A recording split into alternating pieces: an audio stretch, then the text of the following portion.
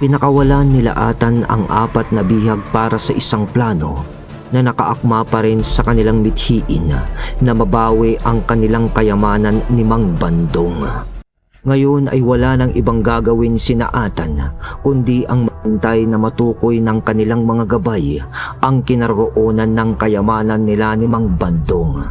Sa pagbalik nila Atan sa baryo ay muling nag-usap-usap ang grupo at napagpasya nilang maghiwa-hiwalay muna dahil na rin sa mga nangyari ay bugbog ang kanilang katawan sa pagod.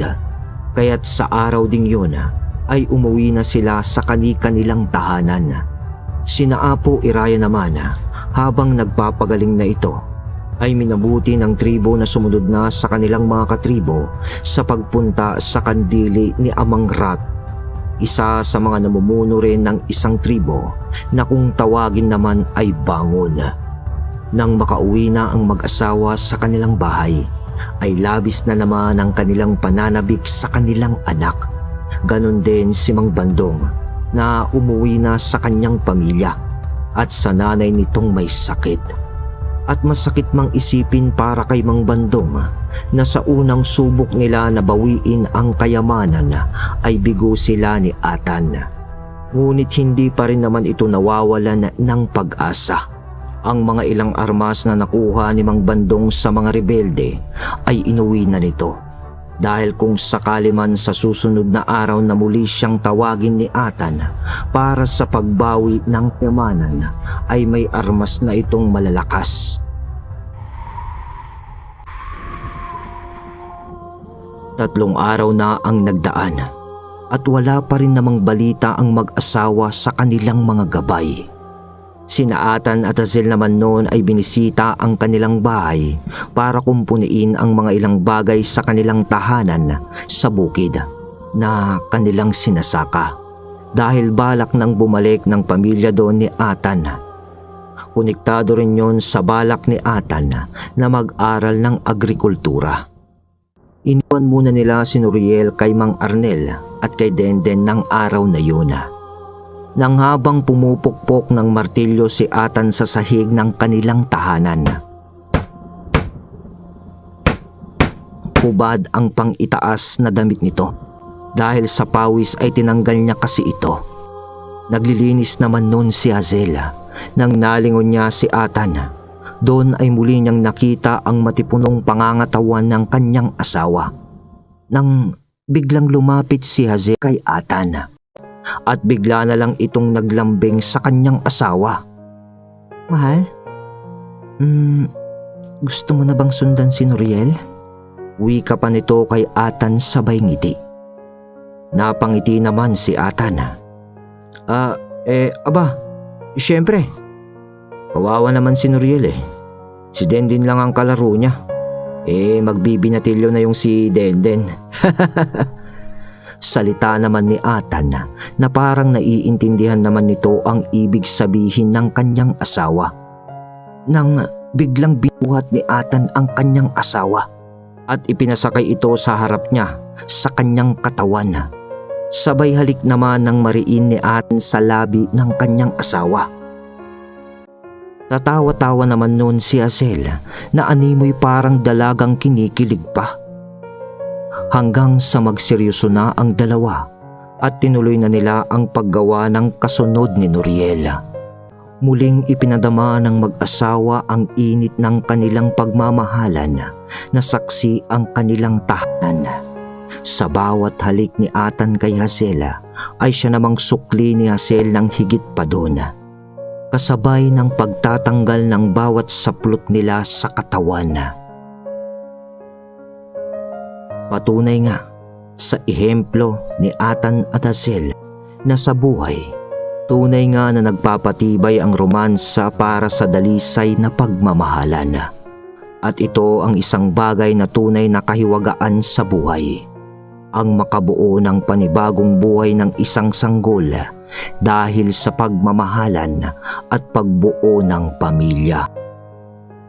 Nang matapos ng gawin yun ng mag-asawa, ay masaya nilang pinag-uusapan noon ang kinabukasan ni Noriel, kasama ang kahilingan na masundan na nga ang kanilang anak. At nang matapos na ang kanilang pagkukumpuni sa bahay, pati yung pagkukumpuni ng ibang bagay, iba kasi yung napukpok ni Atan eh. Alam nyo na ang ibig kong sabihin mga kabagis. Umuwi na noon ang mag-asawa sa orihinal na bahay nila Hazel kay Mang Arnel at muling pinagsaluhan ng buong pamilya ang hapunan na masaya na parang walang naganap na kaguluhan sa kanila. Pero hindi yun pinagsawalang bahala ng mag-asawa. Kaya't sa pamamagitan ng pagdarasal ay hindi pa rin nila nakakalimutan ang pagpupondo sa kanilang mga puder sa katawan, sa kani-kanilang tangan. Dahil tanggap nila sa kanilang mga sarili na may karampatang nakaatang na responsibilidad sa bawat kapangyarihan ng tagong karunungan, lalong-lalo na sa dibinong aspeto. Nang kinaumagahan, bago pumunta sa bukid ang magbiyanan, si Mang Arnel at Atan, upang asikasuhin ang sakahan nila, pumunta muna sila sa bahay ni Don Purding upang talakayin ng mga bagay tungkol sa pag-aaral ni Atan ng agrikultura. Oh, Atan! Kumusta iho? Ay, pasaglit-saglit ka na lamang ngayon dito sakto. May balita ako sa iyo, Atan. Bago natin pag-usapan ang plano mong pag-aaral, iimbitahan ko muna kayo, siyempre. Sa susunod na buwan, ikakasal na ang nag-iisa kong anak. Ha? Si Senyorita ho? Ikakasal na? Oo, Atan. Nakahanap rin siya ng kapareha niya. Di naman gaanong mayaman ang pamilya na yon. Pero, alam mo naman ako, iho. Walang problema sa akin ang mga bagay na yon. Basta ang importante, masaya ang anak ko. Tsaka, hulaan mo, Arnel. Magkakaapo na rin ako. Buntis na rin si Esmeralda. Pag naging babae yun, Arnel, ipapaasawa ko yon sa apo mong si... Ano nga bang pangalan nun? Yung pangalan ng anak ni Atan at ni Hazel. Ang apo ko pong si Noriel, Don Purding. Sagot naman ni Mang Arnel. Noriel. Hindi naman na noon nakaimik si Atan at parang nahiya lang. Kung ganon, paano? Handa ka na ba, Atan, para sa iyong pag-aaral ng agrikultura? Oho, Don Purding. Mas maganda siguro kung simulan ko na. Oo. Di bale, dito ka rin lang naman tuturuan ng mga yon. Kaya di ka nalalayo sa pamilya mo. Tsaka ilang taon lang naman yon, iho. Hayaan mo at ipapatawag ko na sila. Dalawa kasi ang mga yon mula pa sa ibang bayan. Paano pala? Kumain na ba kayo? Kain muna kayo. Wala naman kasi si Esmeralda Maaga rin na umalis, sinundo ng mapapangasawa niya kanina. Papasya lang daw sa baryo nila. Wala akong kasalo dyan ngayon. Ipagpaumanhin niyo po, Don Purding. Pero nag-aapor rin ho kami. May gawain din kami sa bukid ngayon Ganon ba? Ay sige, kung ganon. Atan, paalala ko lang sa'yo Yung anak mo, pag babae ang anak ni Esmeralda, alam mo na ang gagawin. Pahabol pa na wika ni Don Purding. Oho, Don Purding. Salita naman ni Atan nangingisi-ngisi at namumula na parang nahihiya pa. Nang nakapagpaalam na ang magbiyanan kay Don Purding, agad na rin naman silang tumuloy sa kanilang bukrin upang magtrabaho. Naiwan noon kay Hazel ang tungkod ni Atan. Ngunit ang 13 talim na balaraw ay dala ni Atan. Lagi na yung nakasuot sa kanyang bewang sa ginawa niyang kaluban nito. Dahil mahirap na. Marami na kasing nangyari dahil doon. Iniwan naman ni Atan ang tungkod kay Hazel dahil mas kailangan nitong bumali ng oras kapag halimbawang nasa panganib sila. Wala pa balita noon sa dalawang gabay ng mag-asawa patungkol sa kayamanan at sa kinalalagyan ng mga kalaban na labis naman na ipinagtataka ng mag-asawa. At natapos naman ang araw na yun noon na wala namang nagaganap na kakaiba sa buong pamilya. Sa pag-uwi ng magbiyanan galing sa bukid, pagkatapos lang ng ilang usapan at pakikipaglaro nila kay Noriel kasama si Denden, habang nagluluto na noon si Hazel ng hapunan, nang matapos na itong magluto ay kumain na rin ang buong pamilya. Padilim na rin kasi nung dumating ang magbiyanan mula sa bukid. Pagkatapos nilang magsalo-salo, konting pahinga lang at kwentuhan ulit ay natulog na rin sila. Nang habang pinapatulog pa lang noon ni Hazel si Noriel, biglang umihip ang banayad na hangin mula sa bintana na nooy nakataas pa lang ang kahoy na siyang tungkod noon. Kakaibang hangin yon at yon ay ang hangin ni Burias. Napamulat naman noon si Atan na nooy papikit na rin sana upang matulog dahil sa naramdaman niya rin ang pagdating ni Cartel sa pag-init ng kanyang katawan dahil sa ginagabayan ni Cartel na bertud umutya na nasa loob ng katawan nito. Ibig sabihin, nandyan na ang kanilang mga gabay. Agad na bumangon noon si Atan at nagpaiwan naman noon si Hazel sa loob ng kanilang silid dahil nga sa pagpapatulog nito sa kanyang anak. Pagbaba ni Atan, nakita niya ang mga engkantong gabay nila. Ngunit laking pagkagimbal ni Atan nang makita niyang sugatan ang dalawang gabay at nang hihina. Lalo na si Cartel. "Cartel, anong nangyari?" tanong agad ni Atan dito. Doon ay sinabi ni Cartel at Burias ang nangyari sa kanilang pag-iispiya sa grupo ng mga manggagaway. "Atan, hindi biro ang commander ng mga manggagaway. Napakalakas ng tangan niyang karunungan sa kaliwa at kanan. Nagawa niyang basagin ang mga orasyong sabulag na ipinabaon niyo sa mga kasama niya para sa sabulag din namin. At nalaman niya ang espiritual naming pagkakalalang. Nahuli niya kami, Atan, at pinahirapan kami sa mga salitang buhay na kanyang binibigkas. Para kaming tinataga sa bawat bulong niya ng mga usal na ginamit niya sa amin. Buti na lang ay nakatakas pa kami ni Burias. Dahil din yun sa inyo. Dahil sa walang sawa niyong pananalig sa kanan. Hindi birong kalaban ang pinuno ng mga manggagaway, Atan.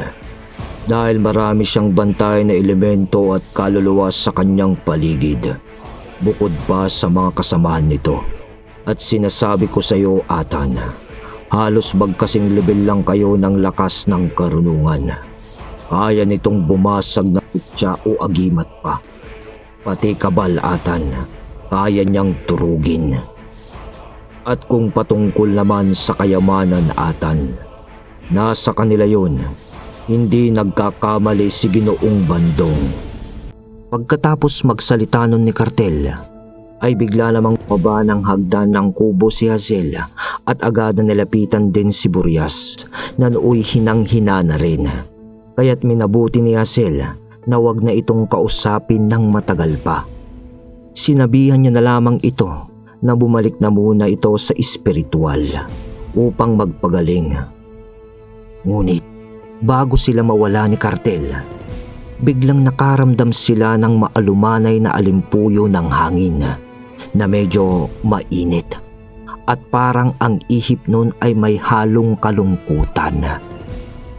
Pero nang matapos yun, lumabas ang sari-saring maligno sa paligid at mga ligaw na kaluluwa sa bakuran nila Atan sa labas. Hindi naman natakot sina Atan sa mga yun dahil para sa kanilang mag-asawa ay normal na lang na makakita sila ng mga ganong nilalang sa paligid dahil sa mga tangan din nila. Nang magwika si Kartel at sinabing ang mga nilalang na yon ay mga alaga ni Commander Atong, ang pinuno ng mga manggagaway, baliktad na ngayon ang nangyari. Sina Kartel naman ang sinundan ng mga alaga nito. Ibig sabihin ay alam na ni Commander Atong ang kinalalagyan ng pamilya ni Atan, na nangangahulugan din na nasa delikadong sitwasyon na ang pamilya ni Atan. Oras na gumante ang grupo ni Commander Atong sa naganap na digmaan sa lugar ng mga alangan. Dahil sa pagdating ng mga espiritu na yon sa buong paligid nila Atan, ay nakaramdam naman sila noon ng kakaibang presensya na parang napakanigatibong enerhiya na nagmumula sa mga nilalang sa paligid. Ngunit kahit ganun pa man, ay mas pinili na rin ng mag-asawa na huwag gamitin ang kanilang mga gabay. Dahil alam nilang hindi naman makakapanakit ang mga nilalang na nakapalibot sa kanila. Maliban na lang kung gagamitin ng commander ng mga manggagaway ang mga espiritu na yun sa pangungulam upang palakasin ang mga pamarusa nitong gamit. Pero pag-alis ng dalawang gabay ng mag-asawa, bigla namang umiyak si Nuriel loob ng silid nila.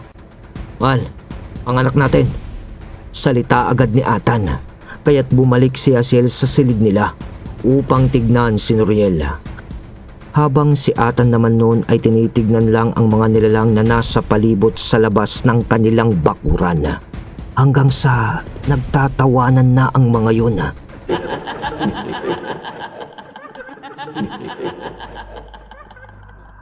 Na para bang pinapakilabot lang siya ng mga ito at tinatakot.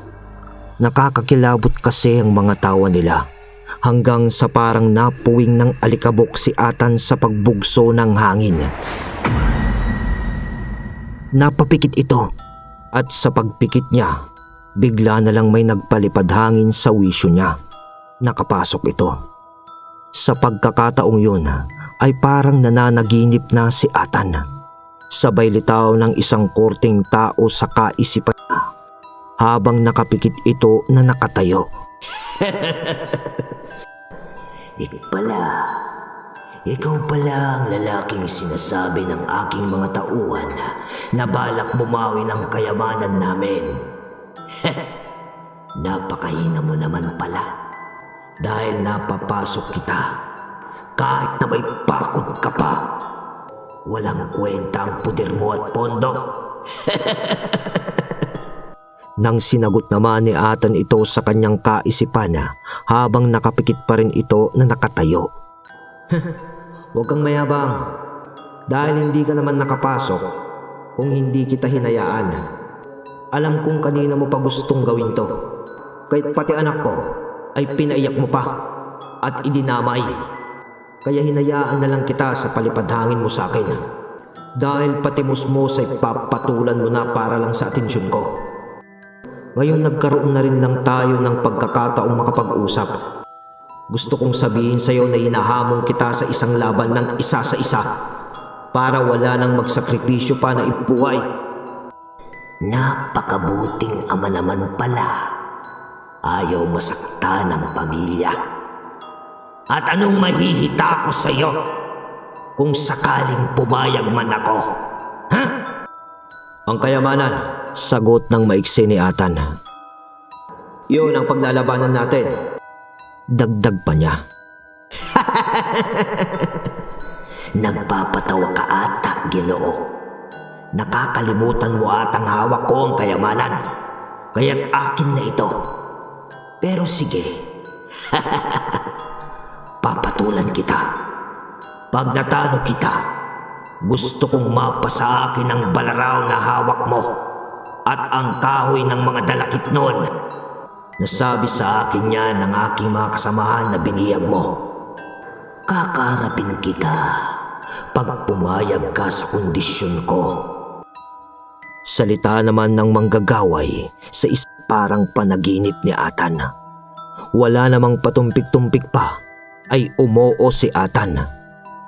At doon ay sa espiritual na wisyo ng dalawa na uusap na pagkasunduan ni Atan at Commander Atong na silang dalawa na ang tatapos sa hidwaan, sa pustahan ng tungkod at balaraw at sa pagbawi naman ng kayamanan nila ni Mang Bandong. Pagkatapos ay bumitaw na agad ang dalawa sa palipad hangin. Sa pagmulat ni Atan ay hiningal pa ito. At doon ay wala na rin ang mga espiritu at maligno sa kapaligiran.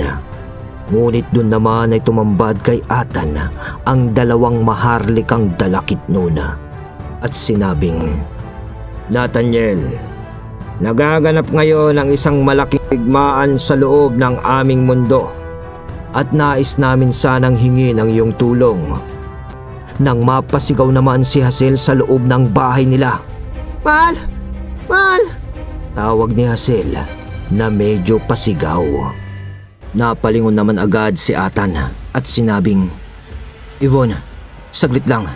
Titignan ko lang ang pamilya ko. Tugon ni Atan sa mga dalakit noon at agad na pag-aapura ni Atan na papasok sa bahay nila. Pero bago pa man makapasok si Atan ay nasa bukana na ng pintuan ng bahay nila si Hazel.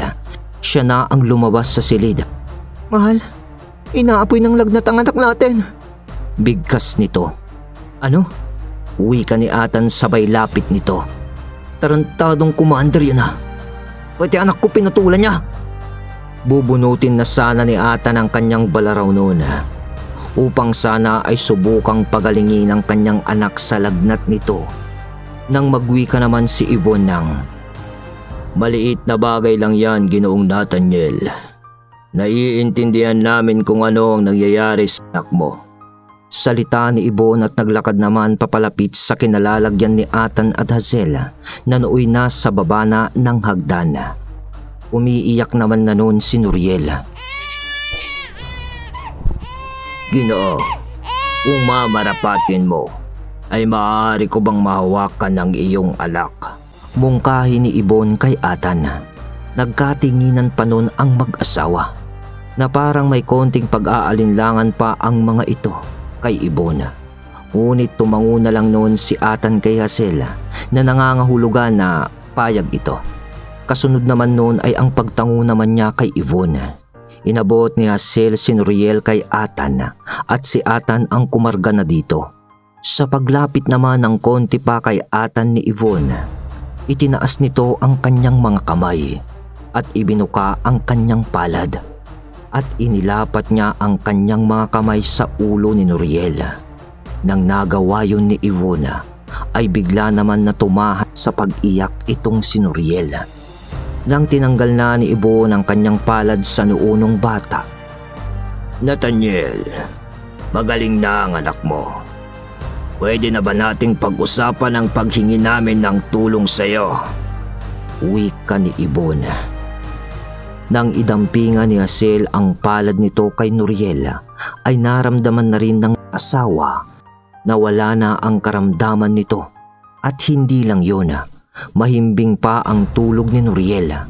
Kaya't iniabot na rin ni Atan noon si Nuriel kay Hazel. Sabay wika ng, Mahal, may pag-uusapan lang kami. Ipasok mo na ang anak natin. Tumangulang naman noon si Hazel at ipinasok na nga si Nuriel sa kanilang bahay. Dito ay nag-usap ang mga dalakit noon at si Atan tungkol sa nagaganap na digmaan sa kanilang mundo. At mariin nilang pinakiusapan ito na tulungan sila dahil sa hawak niyang 13 talim ng balaraw at tungkod. Tsaka na natin papakinggan ang naging usapan na to mga kabagis sa susunod na part. Dahil may mga detalye dito na hihimayin pa natin. Ngunit itutuloy natin sa ganito. Sa huling usapan ng mga dalakit nun at ni Atan, 6 na araw. 6 na araw ang ibinigay ni Atan na palugit sa mga dalakit nun upang matulungan ang mga ito sa kanilang suliranin. Dahil may mga bagay rin siyang aasikasuhin. At kailangan niya munang harapin si Commander Atong ng mag-isa upang mabawi na nga ang kayamanan. Mukhang marami na ang nangyari sa dapat mangyari sana mula nung bumalik sina Kartel nung gabing yun. Naghanda si Atan noon para sa magaganap na laban nila ni Commander Atong dahil gaya nga ng sinabi ni Kartel na hindi pirong kalaban ang pinuno ng mga manggagaway o commander ng grupong tinatawag nilang Sabat. Hindi alam ni Atan kung ano ang mangyayari sa duelong iyon. Basta ang alam niya, kailangan niyang tapusin na agad yun dahil sa pagdi niya ginawa yun, madadamay na ang kanyang buong pamilya dahil lang sa kayamanang pinag-aagawan. Kailangan niyang maunahan ang mga pangyayari bago gumante ang kalaban nila. Dahil ayon nga sa kaalaman na sinabi ni Apo Iraya, hindi marunong magpatawad ang grupo na yun. Kaya't sinamantala rin ni Atan na hamunin na lang ang kanilang commander sa isahang bakbakan. Pagkatapos ng paghahanda ni Atan ng 3 araw, nagpaalam na ito sa kanyang asawa. At kahit ipagpilitan pa noon ni Hazel na gusto na naman niyang sumama, ay hindi na rin ito pinayagan pa ni Atan. Nagtalo pa nga sila, pero sa huli ay naiintindihan naman na ni Hazel ang kanyang asawa. At mas pinili ni Atan noon na isama si Mang Bandong at ang 3 makalumang gabunan, sina Timot, para sa magaganap na duelo ni Commander Atong at Nathaniel. Sa mga araw naman na yon ay nasa kandili na ni Amang Rata ang tribo ni Apo Iraya. Kasama na siya. Kaya naman nagtawag si Atan noon sa iba niyang kasama dahil mahirap na. Kailangan din kasing manigurado ni Atan. Baka magkabulilyaso eh. Hindi rin niya kasi pwedeng pagkatiwalaan ang mga salitang lumalabas sa bibig nung si Commander.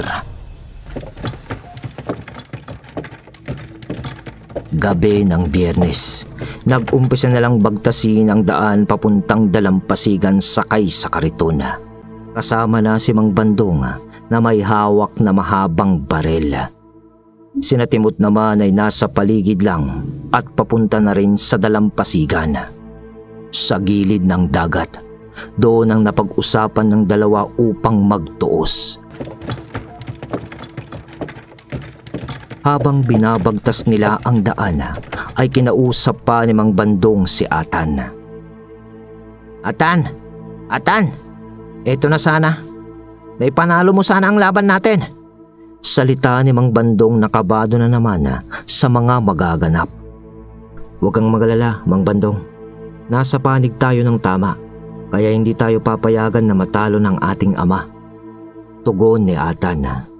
Nang mga ilang sandali pa ang lumipas,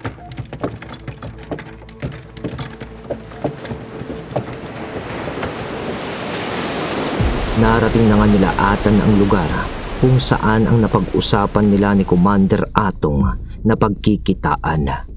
Pagbaba ng kariton ng dalawa ay inihapon muna ni Mang Bandong ang kalabaw sa malapit na puno ng nyog upang dun niya yon itali, na siya namang pagdating na nila Timot sa paligid. At nagtanguan na lang sila ni Atan noon, pagpapahiwatig na andun lang sila na nakasuporta kay Atan kung sakaling magkagulo ang usapan.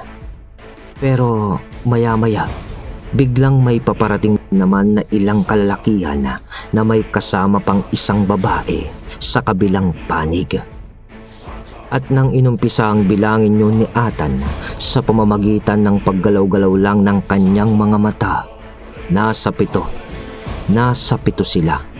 At yung dalawa dun, yung babae at lalaki, magkasamang bitbit ang isang baul sa magkabilaan nitong hawakan. Nang makita yun ni Mang Bandong, biglang napasaw na naman ito. Atan! Atan! Yun na yung kayamanan natin, oh! Yun na yung kayamanan natin! Salita ni Mang Bandong na nag-aapura pang lumapit kay Atan. Oo, alam ko, Manong. Huwag ka nang maingay. Alam mo lang gagawin mo, Manong, ha? Pag nagkabulilyaso, putukan mo na agad kung sino dapat ang iyong barilin sa kanila. Oo, Atan. Makakaasa ka. Di na sinagot pa ni Atan noon si Mang Bandong at nag-umpisa na itong naglakad papalapit sa mga dumating na kalaban.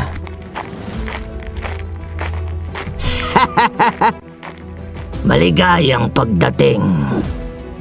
Hayaan mong ipakilala ko ang aking sarili. Salita ng isa sa mga yun na humakbang ng ilang diparin papasalubong kay Atan. Doon ay tumigil naman si Atan sa paglalakad. Ako si Commander Atong. Kinagagalak kitang makilala sa larangan ng pagiging antingero. Ikaw pala ang tinatawag nilang si Atan.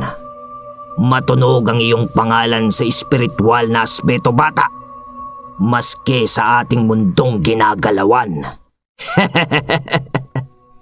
Sa tingin ko, nasa linya ka pa lang ng edad 20 hanggang 30. Bata ka pa. Payo ko lang sa'yo, bata. Pwede ka pang umurong kung gusto mo. At iabot na lang sa'kin niyang patalim mo. At ang tungkod na yan, para hindi ka na masawi sa labanang ito. Ikaw rin, may anak ka pa. Sayang naman kung mauulila mo sila. Mga wika ni Commander Atong. Sa saliw naman ng hampas ng alon ng dagat ay sumagot naman si Atan. Pasensya na, Manong, pero hindi. Wala sa bokabularyo ko ang salitang pagsuko. Lalong-lalo na kung nasa tamang prinsipyo ang pinaglalaban ko. Ang mabuti pa ay baliktarin natin ang payo mo. Paano kung ibalik nyo na lang ang kayamanan sa amin? Dahil sa amin naman talaga yan. Ninakaw nyo lang. Matikas na sagot ni Atan. Matapang na bata. Hindi yan sa inyo, bata. Dahil kung sino ang may hawak niyan, ay siya na ang may-ari. Akala mo ba, hindi ko alam. Galing yan sa isla ng From. Kayo lang ang kumuha dun yan. Kaya kinuha na rin lang namin sa inyo. Nagtaka naman si At sa sinabing yun ni Atong. At ang tanong niya sa kanyang isipan, papanong nalaman ng isang rebelde na nanggaling ang kayamanan na yon sa isla ng Firom? At yun din ang nais malaman ni Atan, kung papaanong nalaman ng mga ito na may kayamanan silang dala mula doon sa isla. Mukhang natigilan ka, bata. Nag-iisip ka na ba kung papanong nalaman namin na may hawak kayong kayamanan? Hindi lang ikaw ang may sumpang karunungan, bata. Yun ang tatandaan mo. Bata ka pa. Kaya't kulang ka pa sa kaalaman sa mga bagay-bagay na pumapalibot sa'yo. Gusto mong malaman ang totoo? Hindi ka ba nagtataka kung bakit biglang dumating na lamang ang mga kalahating engkanto at aswang sa naganap na digmaan sa lugar ng mga alangan? Anong ibig mong sabihin? Oo, Atan. Ang mga kalahating engkanto at aswang ay kakampi namin. Salita ni Atong bago pa man maituloy ni Atan ang kanyang pangungusap. Sabay tuloy nito ng, at bago pa man kayo nakauwi sa islang to, ay marami nang nangyari sa mahigit 1 taon sa daigdig ng mga kababalagan. Ang mga kalahating engkanto at aswang ang nagsabi sa amin na may hawak kayong kayamanan. Wala din naman silang interest dyan. Ang gusto lang nila ay makuha ang tungkod at yang patalim mo. Hindi mo alam, Atan, na maraming nilalang ang sumubaybay sa inyo sa pagbawi mo ng 13 talim ng balaraw kay Silang, na anak ng dating may hawak ng tungkod na yan, na si Ingkong Isong. Alam ko lahat yan. Ewan ko kung may nakapagsabi na sa'yo. Dahil sa pagbulabog mo sa islang Firom, ay naglabog mo ang mga nilalang doon. At dahil sa paggamit ni Isong ng tungkod doon, ay malaki ang naging lamat sa dimensyon at oras ng mga dalakit noon. At ng iba pang nilalang, kagaya ng mga aswang, Kaya nakakapaglabas-masok na ang mga sari-saring elemento sa lugar ngayon ng mga dalakit noon. At yun ang dahilan bata kung bakit may nagaganap na digmaan ngayon sa lugar nila. Dahil nais agawin ng mga elemento ang ginagalawan o nasasakupang lugar ng mga ito. Wala na akong pakialam dun. Ang hindi ko lang kasi nalaman na konektado ka rin pala sa tribo ng Alangan na dumukot sa isa kong tauhan. Sayang, napaghandaan sana namin na kunin sa iyo ang balaraw at tungkod. Isusunod ka sana namin dyan sa kaibigan mong biyahero ng munting barko. Sa haba naman ng pagpapaliwanag nitong si Atong, narindi na si Atan. Tapos ka na ba? Ang dami mong sinasabi. Hindi ko muna kailangang isipin yan dahil alam ko na ang iba sa mga yan. Basta ang mahalaga ngayon sa akin ay mabawi ang kayamanan. Umpisahan na natin ang laban! Bali ni Atan ng segundo nang wala ng patumpik-tumpik pa. Inatake niya agad si Commander Atong gamit ang bilis ng tungkod at ng kanyang 13 talim. Nakapagtataka naman na nailagan ni Commander Atong ang unang wasiwas ni Atan ng talim sa pagsulpot niya sa harapan nito. Inikot ni Atan ang tungkod. Sabay patusok nitong ipapatama sana sa katawan yun ni Atong. Ngunit nailagan ulit yun ni Atong. Kaya't humakbang ulit si Atan ng paabante. Sabay reversa niya ng talim upang isaksak sa katawan na naman ni Atong. Pero nakita niya ang pagmumukha nun ni Atong na nakangisi lang sa pag-atake nito.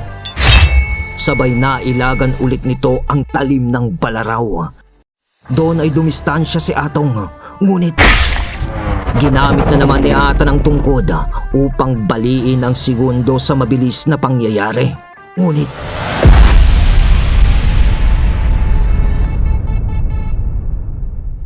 biglang napalayo naman si Atan dahil sa di malamang dahilan ay may malakas na puwersa ang parang tumuk sa kanya nung habang nilalakbay niya ang segundong nabali ng tungkod. Sinatimot noon ay nanggagalaiti na sa mga kaganapan dahil sa harapan ni Atong 3 gabay pala ang lumitaw. Malalaking nilalang ang mga yon at napakaiitim. Tapos ay may mga sungay ito pero di gaanong kalakihan. Nang makita yun ni Atan, napahingal ito sa kanyang unang pagsugod at napalunok ng laway. 3 dyablo ang gabay ni Commander Atong. Wala namang reaksyon noon si Mang Bandong dahil sa parang di naman niya nakikita ang mga yun. Pero dito naman ay bumulong si Atan at tinawag ang kanyang gabay na si Kartel. Lumitaw naman si Kartel noon sa kanyang tabi bilang isang malaking gorilyang puti.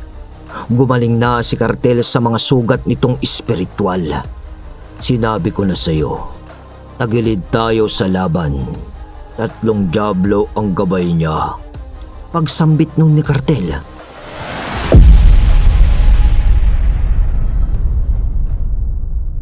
Bigla namang lumitaw si Kapwang Bulod sa halili ni Atan, pati si Burias at Cyrus. Ngayon Kartel, di na tayo tagilid. Wika ni Atan dahil lingid sa kaalaman ng lahat na inutusan din ni Hazel ang kanyang mga gabay upang tulungan ang kanyang asawa. Yun ang napagkasunduan nila.